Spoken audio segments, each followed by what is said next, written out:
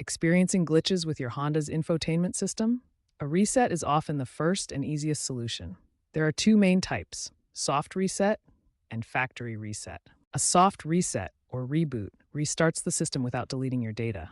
This fixes temporary issues like frozen screens or app crashes, preserving your settings, destinations, and paired devices. A factory reset, on the other hand, restores the system to its original state, erasing all user data.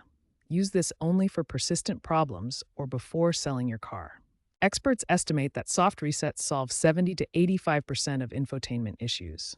For a soft reset on 2017 and newer models, first ensure your vehicle is in park with the engine off or on for some models. Press and hold the power button on the infotainment screen for 10 to 15 seconds until the system restarts. Wait 30 to 60 seconds for the system to fully reboot. For a factory reset, navigate to Settings from the home screen, then go to System. Select Factory Data Reset or Backup and Reset in older models. Enter any required PIN, which is often 0000 or vehicle specific. Confirm the reset and allow 5 to 10 minutes for completion. The vehicle may need a restart. Always try a soft reset first to avoid data loss, as factory resets delete all user data like playlists and contacts. Trends show decreasing need for manual resets due to better software and over-the-air updates.